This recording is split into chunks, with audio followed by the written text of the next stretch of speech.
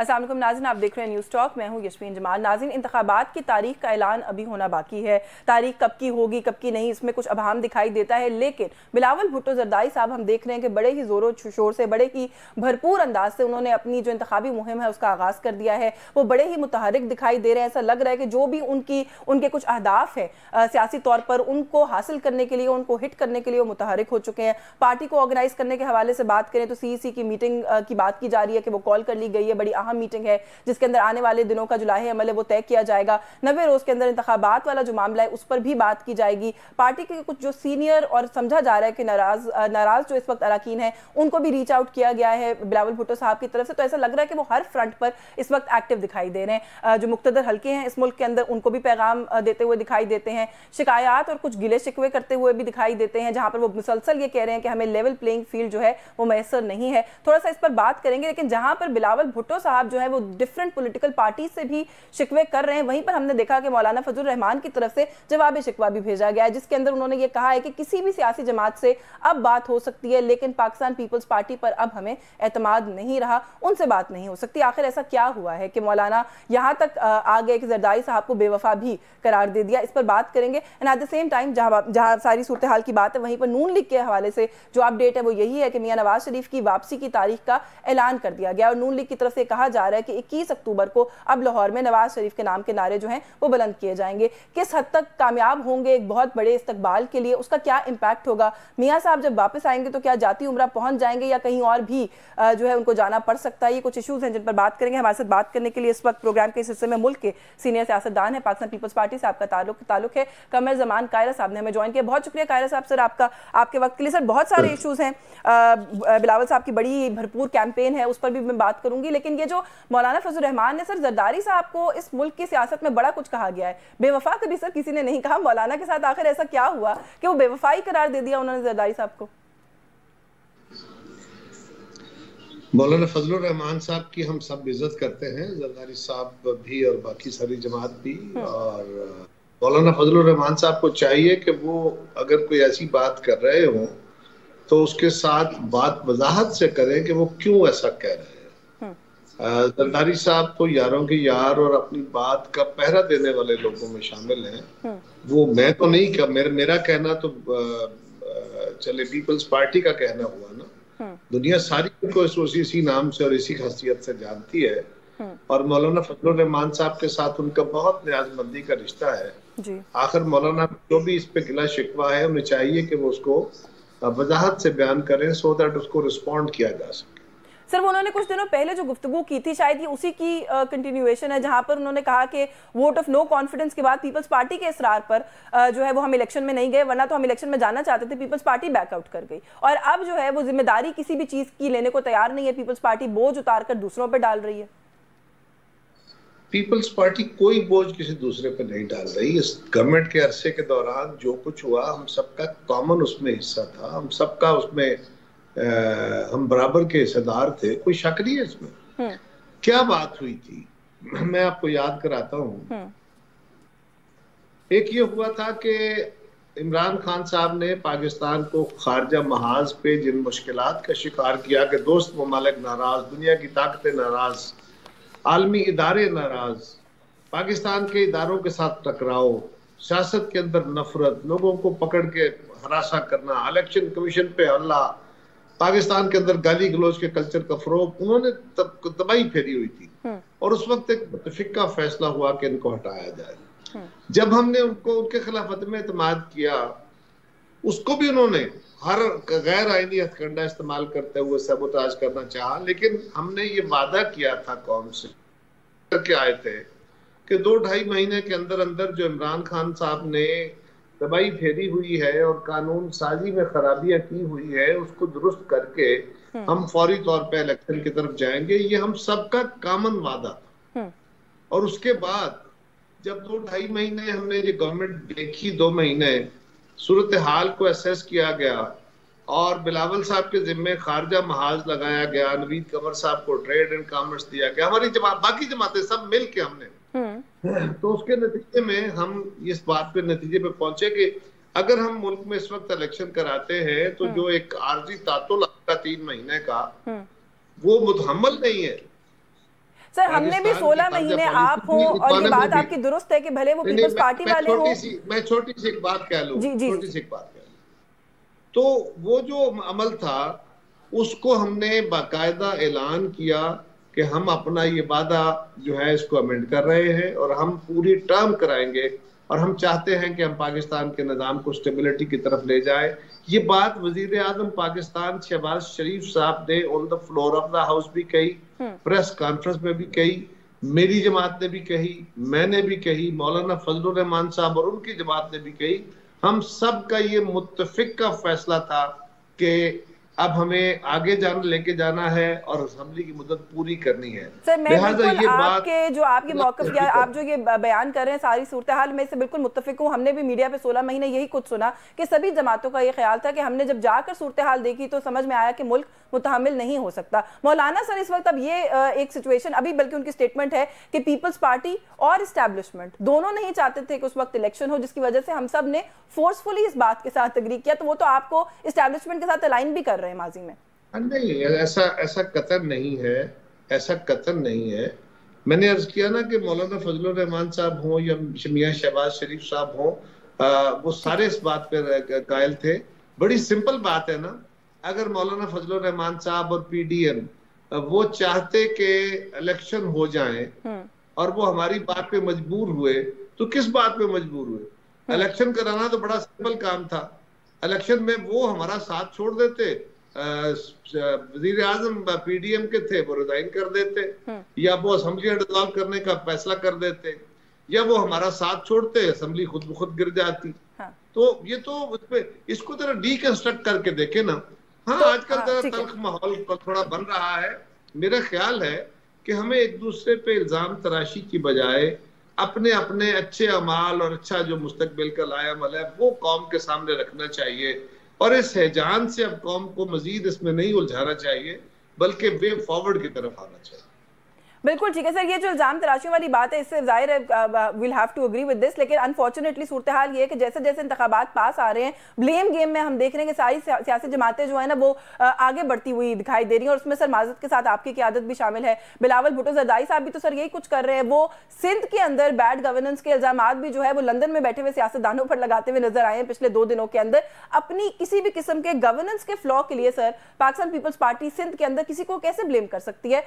एक लंबे अरसे से आप लोगों की वहां पर हुक्मरानी है। देखिए, उन्होंने जो तनाज़र मैंने थोड़ा सुना, उनकी हर स्पीच तो मैं नहीं सुन सका, लेकिन जो मैंने सुनी तो वो मखसूस इलाकों के लिए स्पेसिफिक, मसलन हैदराबाद के बारे में उन्होंने कहा, कराची के बारे में उन्होंने कहा, और वो उन्होंने बेसिकली अल्ताफ हुसैन साहब को एड्रेस किया। जहां तक ताल्लुक ये है कि वो ये कह रहे हैं कि लेवल प्लेइंग फील्ड होना चाहिए, आप भी रोज बहसें कर रहे हैं, पीपल्स पार्टी के गिर्द घेरा तंग फलां कर रहे हैं, फलां हो रहा है। तो मुझे अभी इसकी डिटेल का पूरी तरह तो पता नहीं है, लेकिन कल हमारी सेंट्रल एग्जीक्यूटिव की मीटिंग है, उसमें इंशाल्लाह इस पे मजीद बात करेंगे और फिर मैं आपसे ज्यादा बेहतर तफसील से बात कर सकूंगा। बिल्कुल ठीक है, यानी लेवल प्लेइंग फील्ड के ऊपर आप कह रहे हैं कि अभी आप भी टू श्योर नहीं है वो किसके हवाले से बात करें, लेकिन सर कुछ चीजें ऐसी इस वक्त है जिसके बारे में तज्जियाकारों की राय है कि शायद पीपल्स पार्टी कॉर्नर्ड फील कर रही है। सर सबसे पहले तो ये कहिएगा कि क्या कोई ऐसी फहरिस्त आपकी नजर से गुजरी है, आपके कोई लोग हैं जो स्टॉप लिस्ट पर, नो फ्लाई लिस्ट पर हैं, कोई अरेस्ट हुई हैं, कोई गिरफ्तारियां हुई हैं? क्योंकि खबरें कहीं ना कहीं से आती हैं, लेकिन मैं अभी तक जो देख सकी हूँ पीपल्स पार्टी की सीनियर लीडरशिप तो डिनाई ही कर रही है। देखिए, गुजारिश है, मेरे इल्म में कोई लिस्ट नहीं है, सुना मैंने भी है मीडिया के जरिए, फॉर्मल मीडिया या सोशल मीडिया के जरिए।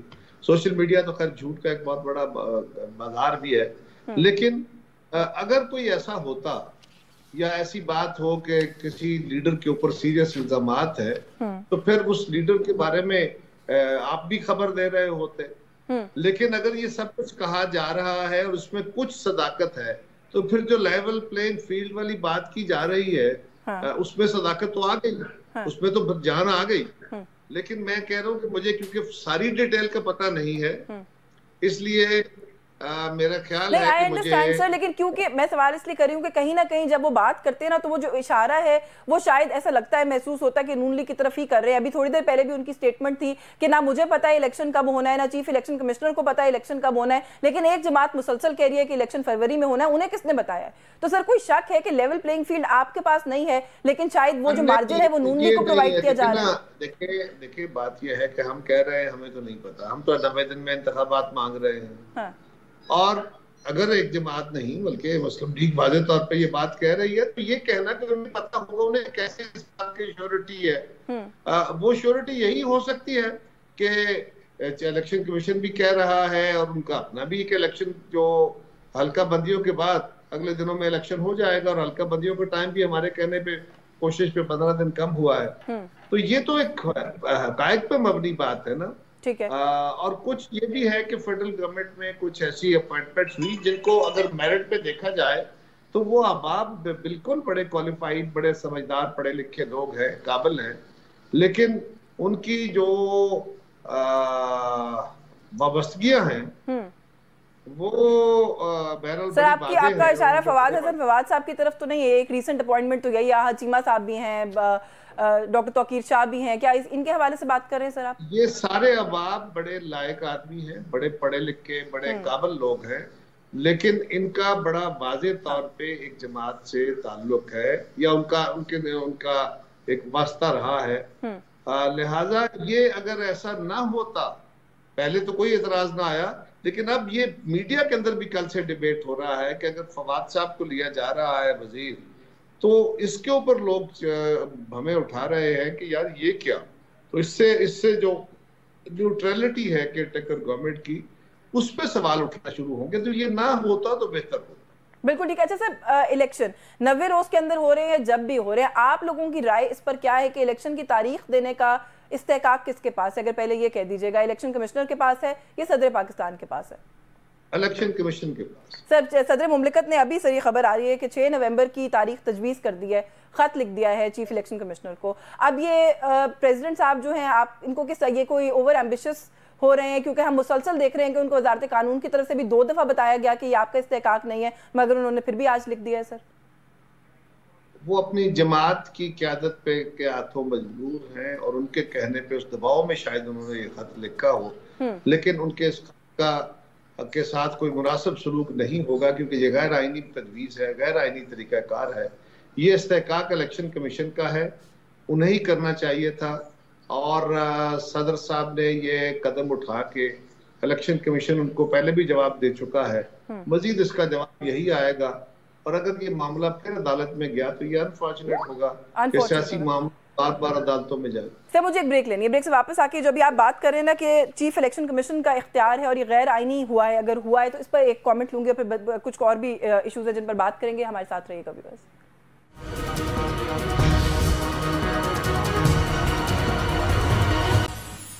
जी वेलकम बैक नाज़रीन। ब्रेक पे जाने से पहले सदर मुमलिकत का इस्तेहकाक है कि नहीं, इस पर बात करते कायर साहब आपने तो बड़ी क्लैरिटी के साथ कहा कि ये चीफ इलेक्शन कमिश्नर जो है उनका राइट है, लेकिन आइन का आर्टिकल 48 ये जो एक डिबेट है कि constitution Trump's all, constitution supreme है, किसी भी अमेंडमेंट पे, किसी भी और जो आप किसी भी किस्म की कोई तरमीम पार्लियामेंट करती है उसके ऊपर, उसी चीज़ को बुनियाद बनाकर सदर पाकिस्तान ने खत लिखा है कि चाहे कोई भी तरमीम हुई है, कोई भी मामला, ये राइट मेरे पास है।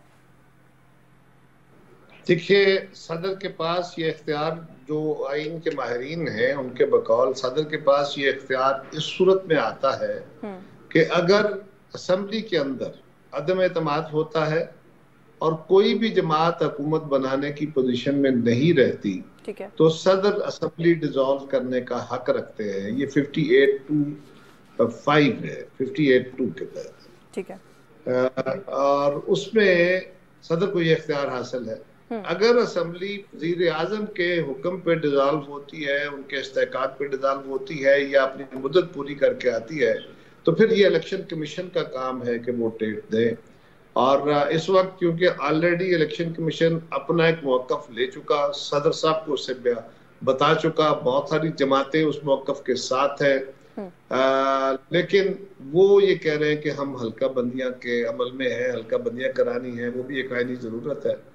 लिहाजा सदर साहब को ये खत नहीं लिखना चाहिए था। ये इस खत की फेट अच्छी नहीं होगी, लेकिन ये हमारे मुल्क के लिए और एक दुनिया में तमस्कर का बायस बने। सर 90 रोज के अंदर इंतखाबात, बिलावल भुट्टो साहब ने आज भी कहा है कि जी हमारी तो पहली कोशिश है कि 90 रोज से भी पहले अगर हो जाए election as soon as possible, हम इसके लिए मुकम्मल तौर पर तैयार हैं। एक तो सर ये कहिएगा कि क्यों पाकिस्तान पीपल्स पार्टी क्या समझती है कि अगर ये नहीं हो रहा, जो कि लग रहा है कि 90 रोज से ऊपर जाएंगे, तो क्या हम आप लोगों को किसी किस्म के फॉर्म ऑफ प्रोटेस्ट के अंदर देखेंगे?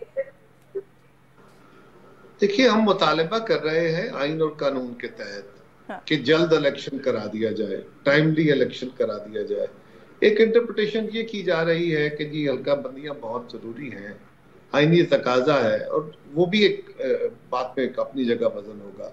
लेकिन हम तो ये कह रहे हैं कि हम किसी डिलेड इंतखाब के मुतहम्मल नहीं हैं, और अब चूंकि सूबों के दरमियान सीटों की तकसीम का अमल भी नहीं है, लिहाजा क्विकेस्ट पॉसिबल टाइम में अगर कहीं एडजस्टमेंट है तो वो करके इलेक्शन 90 दिन में कराने चाहिए। सर 90 रोज से इंतखाबात जो आगे जा सकते हैं, उसके अंदर पाकिस्तान पीपल्स पार्टी का बड़ा हिस्सा समझा जा रहा है। मुराद अली शाह उस मीटिंग का हिस्सा थे सीसीआई की, बल्कि एक ही पॉलिटिकल पार्टी के बड़े स्ट्रॉन्ग और बड़े सीनियर लीडर वहां पर मौजूद थे। तो सर उस वक्त क्या इदराक नहीं था पीपल्स पार्टी को कि अगर नए सेंसस का अप्रूवल होता है तो फिर ये मामला तो आगे जा सकता है, दिन ज्यादा दिन रिक्वायर्ड हो सकते हैं?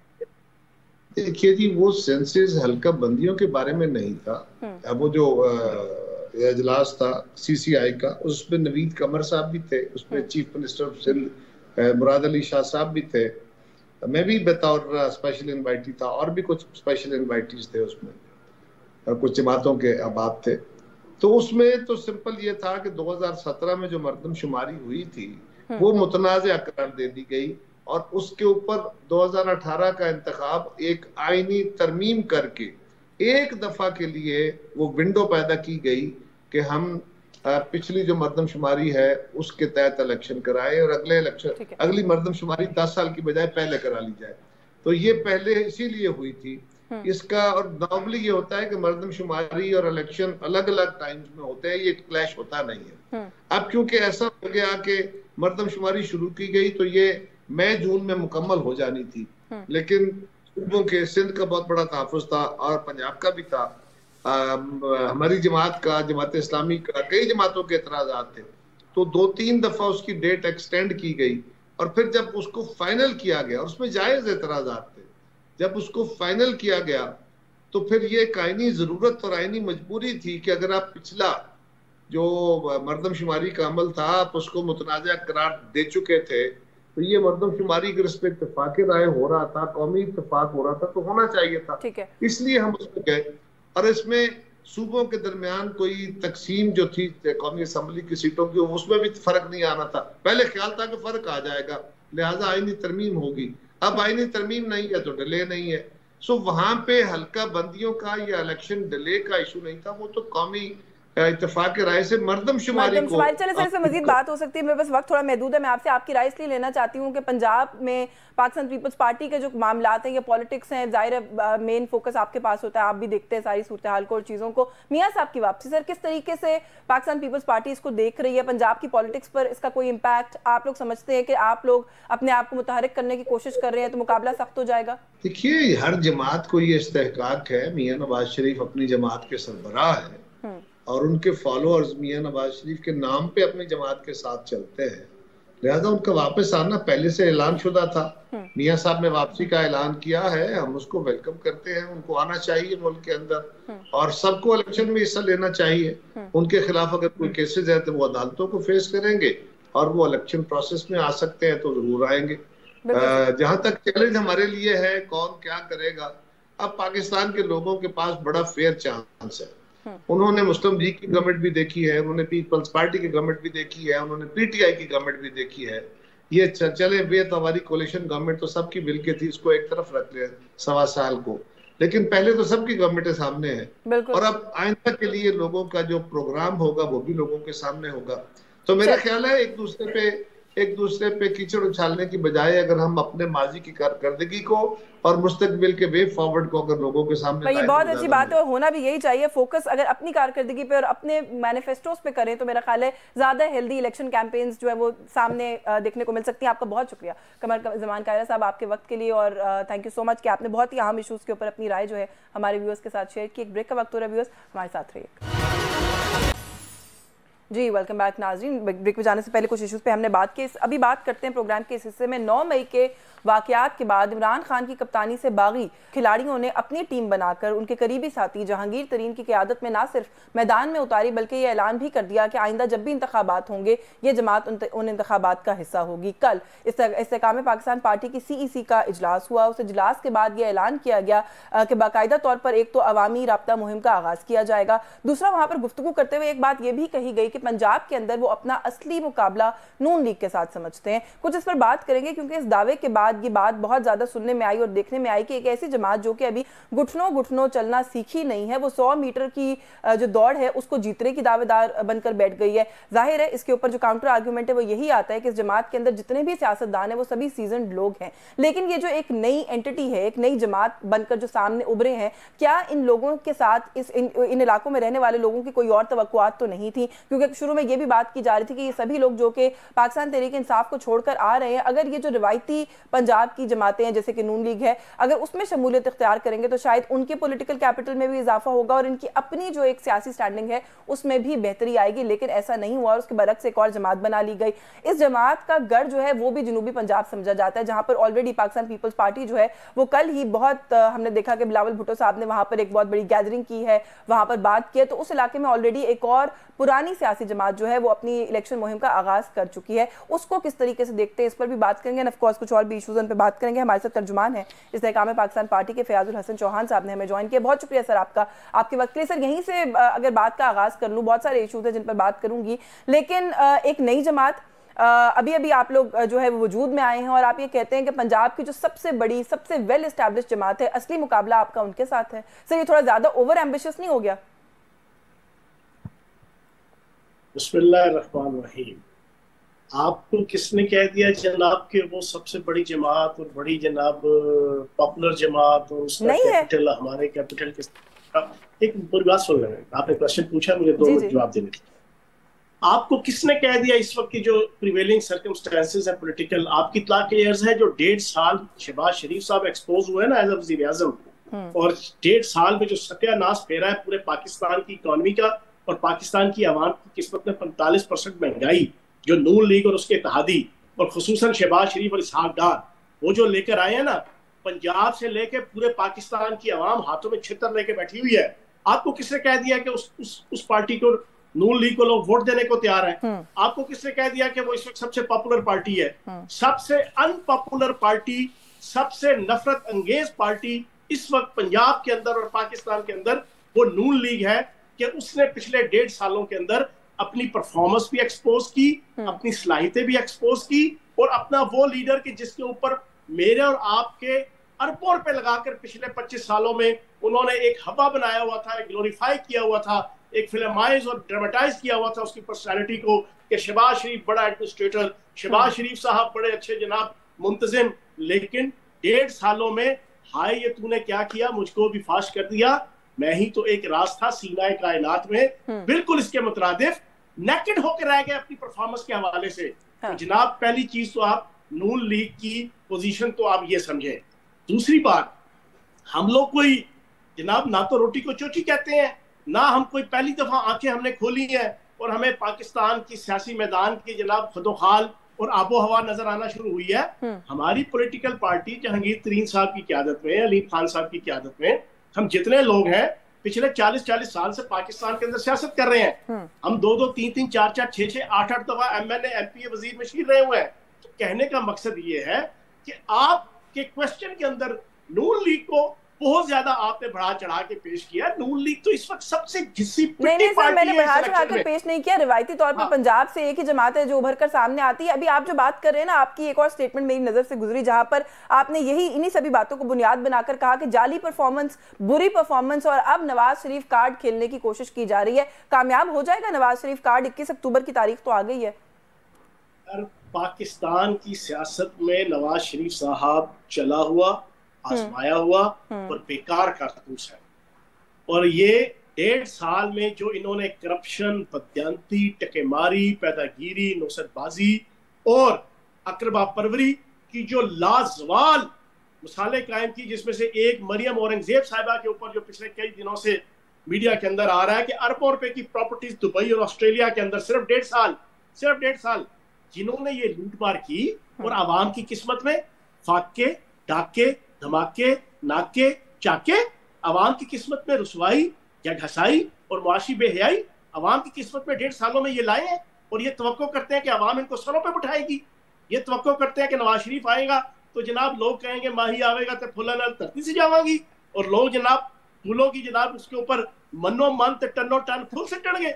नहीं जनाब, पंजाब के अंदर और पाकिस्तान के अंदर कोई फर्द भी नून लीग को वोट देने को तैयार नहीं है। Sir with due respect sir, आप क्यों तवक्को करते हैं कि आपके लिए लोग फूलों से धरती सजाएंगे? ये भी तो सर एक सवाल है ना। भाई हम तो अभी तवक्को की बात ही नहीं कर रहे ना। नहीं सर, देखिए मुकाबला आप नून लीग से कर रहे हैं तो तवक्को तो है ना कोई ना कोई परफॉर्मेंस की। और नून लीग के गुब्बारे में से हवा निकाल रहे हैं ना।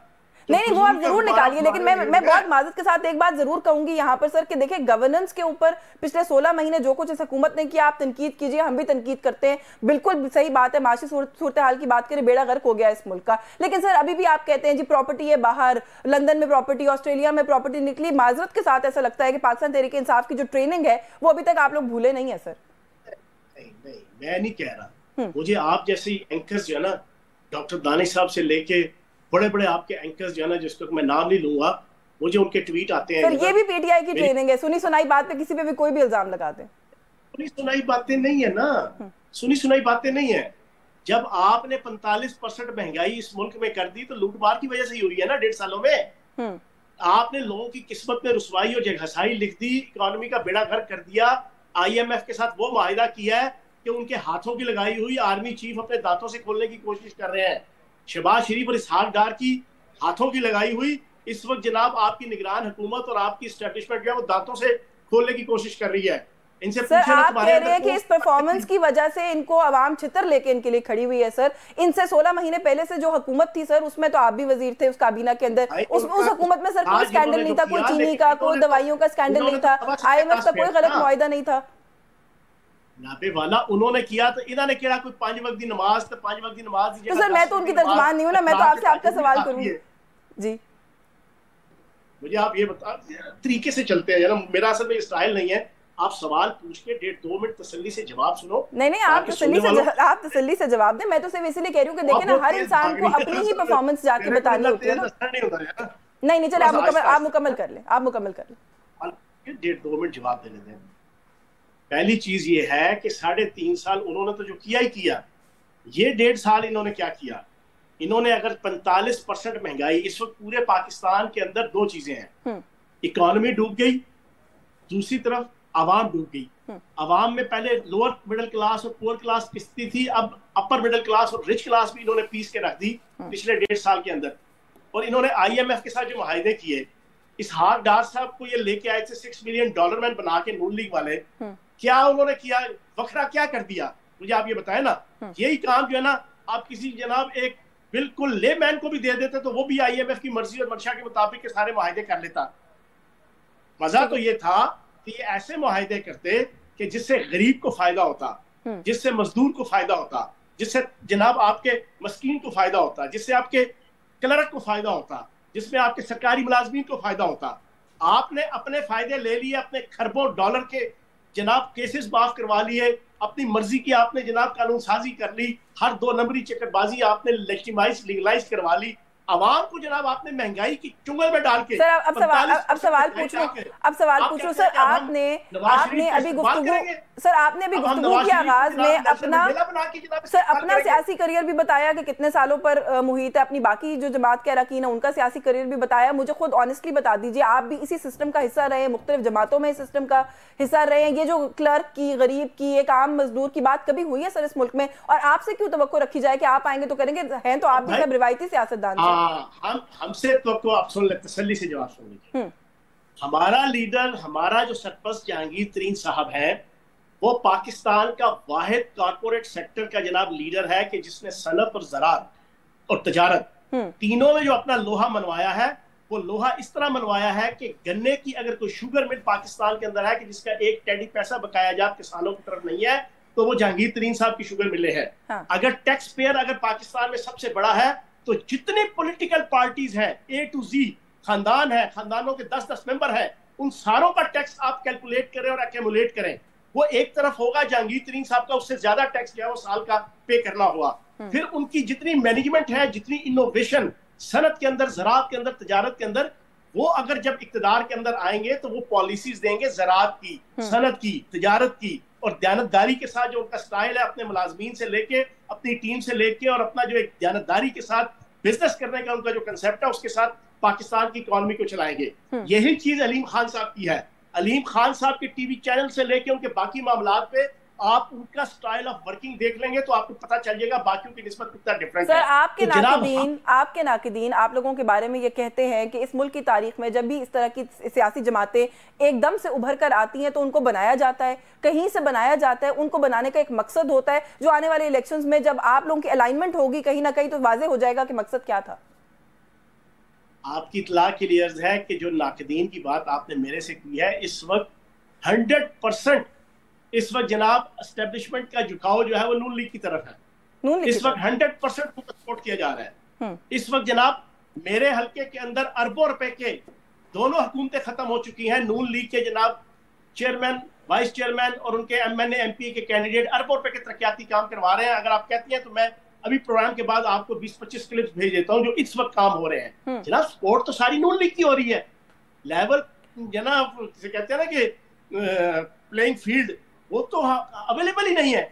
हमें तो आप भी लेवल प्लेइंग फील्ड ना होने का गिला कर रहे हैं, यही गिला बिलावल भी कर रहे हैं। तो सर कहीं आप और पाकिस्तान पीपल्स पार्टी कोई इलेक्टोरल अलायंस, कोई किसी किस्म की अलाइनमेंट हो सकती है पंजाब में आप लोगों की? हमने पंजाब के अंदर नून लीग का मुकाबला करना है, डंके की चोट पे करना है। इनकी जो इस वक्त की मुनाफिकत और 1.5 साल की परफॉर्मेंस जिसकी वजह से मुल्क तबाही और बर्बादी का शिकार हुआ, आवाम आज उठ नहीं सकती, ना रिच क्लास, ना पुअर क्लास, ना मिडिल क्लास, सारों के किचनों का बेड़ा गर्क हो गया है, उनकी जिंदगियों का बेड़ा गर्क हो गया है शहबाज शरीफ, नवाज शरीफ और नून लीग की वजह से। आज ये कहते हैं कि हम इनका इस्तेकबाल करें, आवाम इनका इस्तेकबाल करे। नहीं जनाब, सर वो कह रहे हैं पूरा पाकिस्तान निकलेगा। मियां साहब का ऐसा फकीकुल मिसाल इस्तेकबाल जगह पे नून लीग का मुकाबला करेंगे इंशाल्लाह। आप सॉरी क्या नहीं, अच्छा चलिए ये तो बात होगी, आप कह रहे कोई निकलेगा। सर आखिर में आपने कहा कि हम भरपूर मुकाबला करेंगे, पीपल्स पार्टी के साथ मिलकर मुकाबला करना ऑन द कार्ड्स है, कहीं ना कहीं जेर गौर है ये बात? पीपल्स पार्टी है ही नहीं, है ही नहीं, और पीपल्स पार्टी है ही नहीं पंजाब के अंदर। हाँ। सिंध में भी उनको अपने लाले पड़े हुए हैं। ये सारे एक ही चट्टे बट्टे हैं। ये अवाम को बेवकूफ समझते हैं। 1.5 साल और उससे पहले भी इन्होंने मिलके इस तरह हम तुम होंगे, सावन होगा, रक्स में सारा जंगल होगा ना माहौल था। अपने सारे इन्होंने मर्जी के जनाब केसेस सारे माफ करवाए। अब लोगों को दिखाने के लिए ये एक दूसरे के खिलाफ बयानबाजियां दे रहे हैं। ये हमें समझते हैं, ये पाकिस्तान की 24.25 करोड़ आवाम को बेवकूफ समझते हैं। वो समझते हैं कि हम मुंह से नहीं कान की तरफ से रोटी खाते हैं। जनाब ये जरदारी, बिलावल साहब, फजलुर रहमान साहब, ये नून लीग के सब एक कट्टे छट्टे में हैं और इंशाल्लाह पंजाब के अंदर नून लीग का भरपूर तरीके से IPP मुकाबला करेगी। चले सर, आप लोगों ने अपने ऐलान किया कि आप लोगों का मैनिफेस्टो भी आने वाला है। मैं तो कम से कम जरूर गौर से देखूंगी कि क्या ऐसा नया है जो आप लोग जो है वो ऑफर करें। वक्त होता तो मजीद जरूर बात करती। आपका बहुत शुक्रिया सर आपके वक्त के लिए। नाज़िर फ़याज़ुल हसन चौहान साहब की गुफ्तगू आपने प्रोग्राम के इस हिस्से में सुनी। प्रोग्राम न्यूज़ टॉक से आज के लिए बस यही कुछ। यस्मीन जमाल को इजाजत दीजिए। अल्लाह हाफिज़।